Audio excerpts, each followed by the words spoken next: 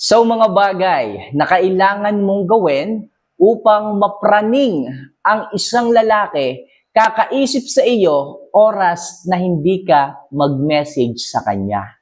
Yes mga kamamay, mangyayari po yan kung susundan ninyo ang mga tips na aking sasabihin sa videong ito. So mga kamamay, bago natin pag-usapan, simulan at i-share sa inyo yung mga bagay na dapat nyong gawin, isa lang ang hinihiling ko. Wala naman po itong bayad.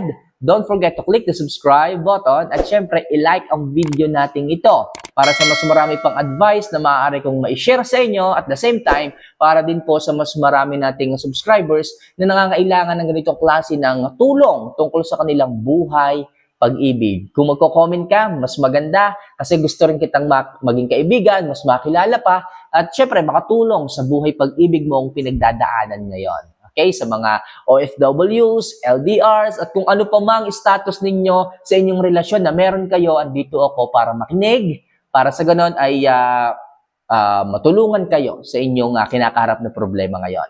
So, kung napindot mo na yung subscribe button at like, maraming salamat sa iyo. At simulan na po natin ang topic natin ngayong araw na to. So, ano nga ba ang mga dapat mong gawin upang mapraning sa iyo ang isang lalaki kakaisip oras na hindi ka magparamdam? So, number 1, ipakita mo na masaya ka at sumasaya sa mga panahong hindi ka nagpaparamdam sa kanya.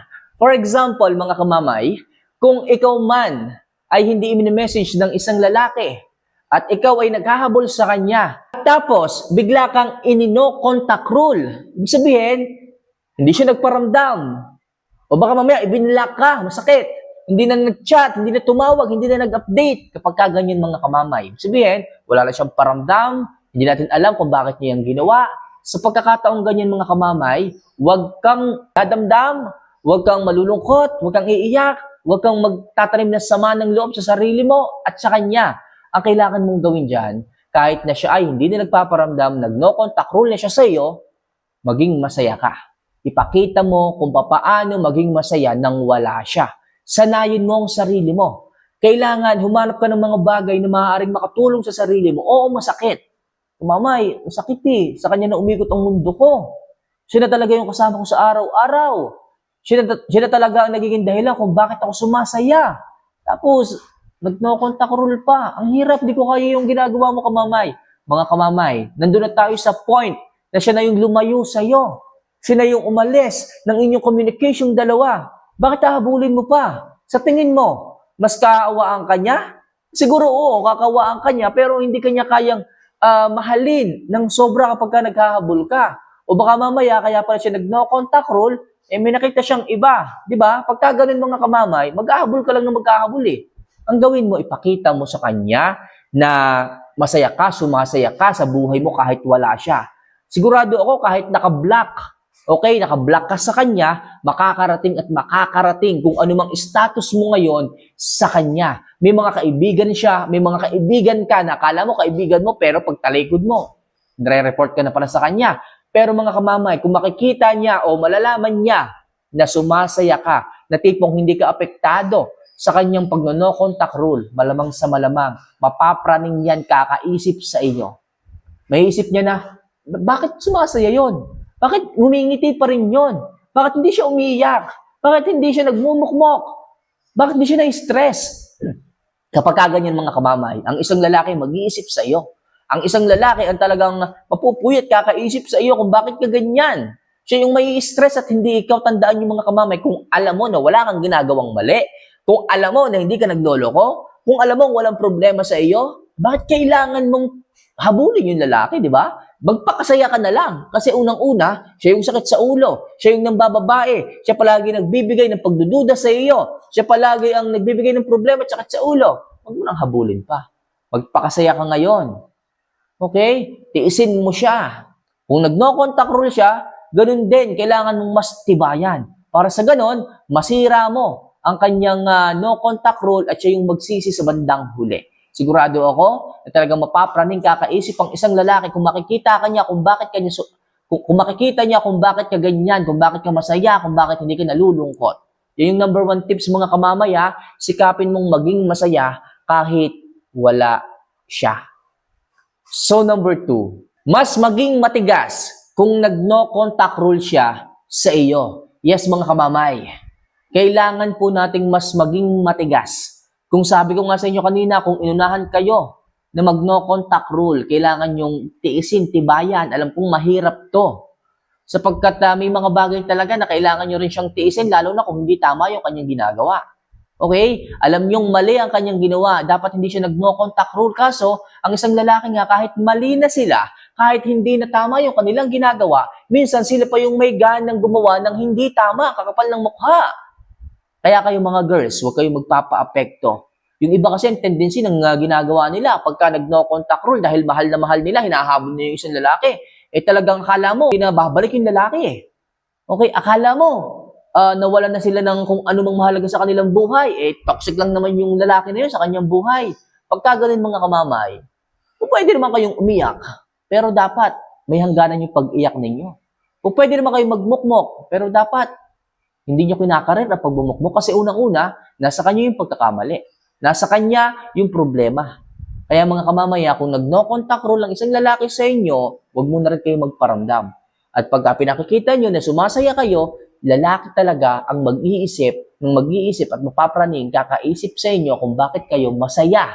At kung bakit kayo matibay. At kung bakit kayo nakakatiis sa kanyang pagtitiis sa inyo. Siya yung nanguna niyan mga kamamay. Alam nyo naman na wala kang ginagawang masama. Alam nyo naman na okay kayo. Siya lang talaga yung may ganang gumawa ng no contact rule kahit yun na yung mali. Hayaan po natin na lumabas at mangibabaw kung sino talaga yung tama at dapat magsisi kung sino yung nakagawa ng pagkakamali. So next, huwag masyadong magpa-apekto sa mga sinasabi o yung mga patama post niya sa social media. Yes, mga kamamay. Kasi kapag ka talagang wala kang paramdam sa kanya, okay, o kaya naman nag-no contact rule siya tapos dinadaan niya sa mga post, patama post, okay, pagka ganyan mga kamamay, hindi nyo kailangang magpa-apekto. Kasi karamihan sa mga babae nagpapa-apekto eh. Lagi nilang binabasa yung mga shared post, yung mga post ng lalaki, sila lang nga yung nag-no contact rule, tapos sila pa yung may ganang malakit sa inyo, magpatama sa inyo, di ba? Hindi naman yata tama yon. Kaya ako nagsasabi sa inyo mga kamamay, wag na wag kayong magpapapekto sa mga patama post, sa mga sinasabi ng isang lalaki, kung ikaw man ay hindi nagpaparamdam sa kanya. Hayaan mong siya ang mag-isip sa iyo. Hayaan mong siya ang mapuyat sa kakaisip sa iyo. Kasi kapag ka nagpa-apekto ka, syempre, mag-chat-chat ka sa kanya o magre-reply ka sa post. Diba? Ibig sabihin, apektado ka. Sabihin, hindi mo na siya matitiis hanggang sa maloko ka na naman, hanggang sa mabaliw ka na naman sa kanya. Hayaan mo siya ang mag-isip. Kung mag-post siya, bahala siya. Huwag mo nilang ilalike, huwag kang magre-react.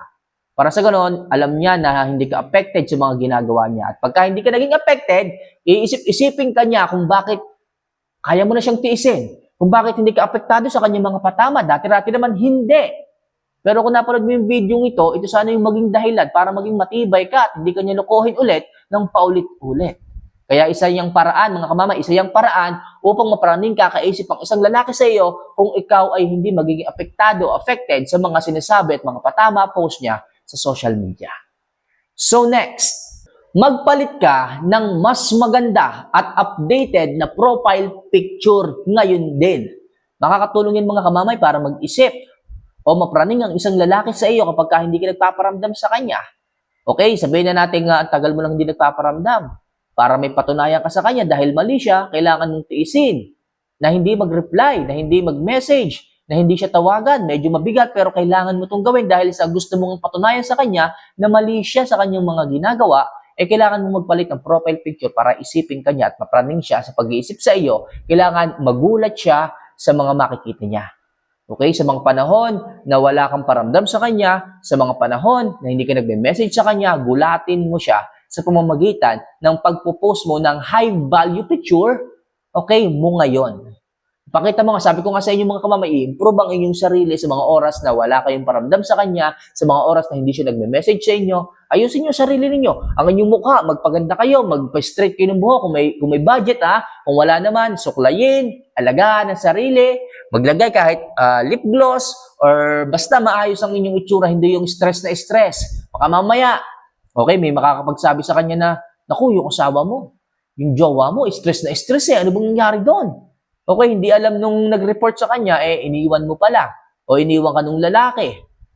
Okay? So, huwag niyo ipakita. Baka mamaya nga, sobrang laki ng eye bag, tapos sobrang namamayat ka pa. So, instead of being stressed na ganyan, mag-self-improve kayo, magpaganda kayo, mag-workout kayo. Sabi ko nga, maging masaya kayo, humanap kayo ng mga paraan, mga kaibigan, mga taong magbibigay sa inyo ng saya o makakatulong sa inyo sa mga time na malungkot kayo. Sigurado ako mga kamamay, walang ibang magiging feedback sa lalaki kapag nakita niya nag-i-improve ka sa mga panahong wala siya, magsisisi yan. At labis kanyang iisipin. At hindi magtatagal kalaunan, babalik yan sa'yo.